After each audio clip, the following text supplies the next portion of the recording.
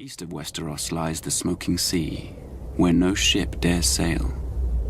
There are those who swear it to be demon-haunted, and who's to say they're wrong?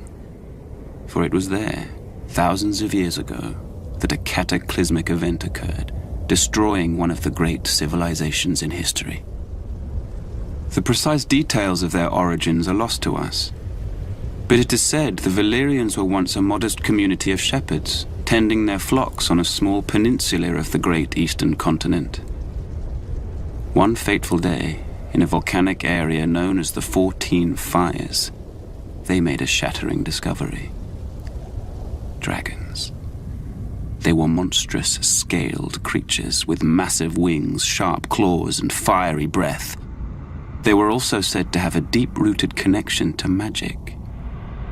In time, the Valyrians were able to tame the beasts. Harnessing their immense power, they established a city of wonder, unlike any before or since.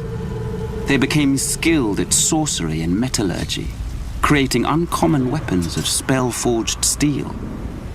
Wielding these weapons astride their dragons, the Valyrians conquered the surrounding lands and slowly expanded west. At the time, the Giscari Empire dominated much of the great eastern continent and tried to stop Valyria's expansion. The Giscari legions attacked the Valyrians 5 times, but could never defeat them. Finally, the Valyrians marched on their capital, Old Gis, and obliterated it, turning its streets and buildings to ash with dragon flame, and wiping the Giscari people and their culture off the face of the earth. The freehold of Valyria, as it came to be known, became the most advanced civilization in the known world, with its own language, gods, and culture. The Valyrians' reach extended far and wide, covering most of the continent. Great cities were built and roadways paved, all of which led back to Valyria.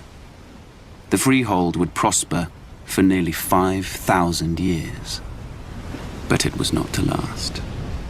An event that became known only as the Doom laid waste to the Valyrians, their capital city, and its surrounding lands.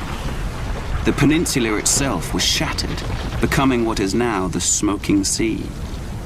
Every dragon was thought to be lost, as were the Valyrians' spells, knowledge, and recorded history. Thus, the mighty empire collapsed.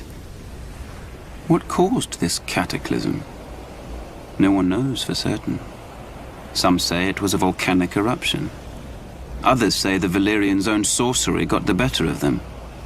In any event, the Doom's devastation of the Valyrian people was total, with the exception of a small rocky island in the narrow sea, Dragonstone. For it was there that the Targaryens, the last of old Valyria, dwelled. They would lie in wait for another 100 years before unleashing the fury of the dragon on another continent, Westeros. The ascension of Aegon Targaryen was confirmed, and the fate of the Seven Kingdoms sealed on the Field of Fire. Kings Loren Lannister of the Rock and Mern Gardner of the Reach stood against Aegon's invasion. They commanded a united force of 600 banners, 5,000 mounted knights, and 50,000 men-at-arms.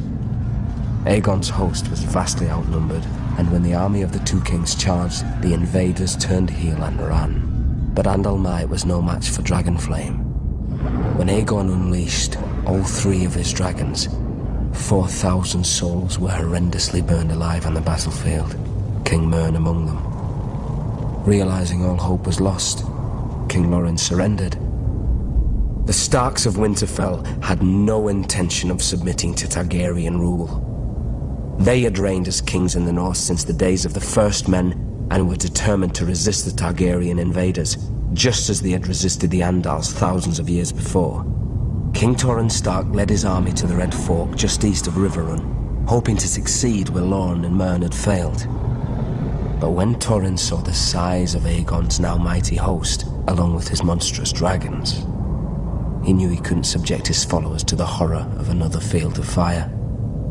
He bent the knee and swore fealty to Aegon, who allowed the Starks to maintain their lordship over the region as Lords Paramount and Wardens of the North. Without question, Torrhen Stark saved thousands of lives that day. He was ever after known as the King who knelt. The days of the Andals were numbered. One by one, their so-called kings were bending the knee or facing the wrath of Aegon Targaryen.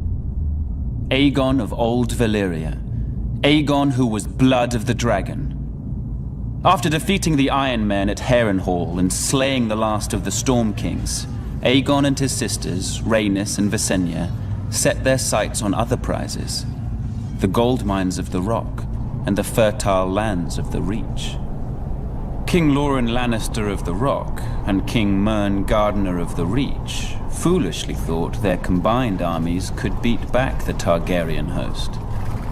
They rode forth together, their proud banners flapping in the wind, and faced off against Aegon in a vast golden field of wheat. The two kings commanded a massive force of nearly 60,000, and it appeared the day was theirs, until Aegon unleashed all three of his dragons for the first and only time. Each beast was named after the Valyrian gods of Aegon's forefathers. Visenya rode Vhagar, whose fiery breath could melt armor. Rhaenys rode Meraxes, whose jaws were big enough to swallow a horse whole. Greatest of all was Balerion the Black Dread, with fire dark as night and wings so huge whole towns were covered in shadow when he flew overhead. This magnificent creature was ridden by Aegon himself. 4,000 men were bathed in glorious dragon flame that day, on what came to be known as the Field of Fire. King Mern was among the dead, and House Gardener died with him. His stewards, the Tyrells, surrendered his ancestral stronghold of Highgarden to Aegon, and were appointed Lords Paramount of the Reach and Wardens of the South. When Loren Lannister witnessed Mern's fate, he wisely bent the knee. Aegon spared Loren's life, and the Lannisters were made Lords Paramount of the Westerlands and Wardens of the West. After his triumph on the Field of Fire, Aegon's conquest was assured.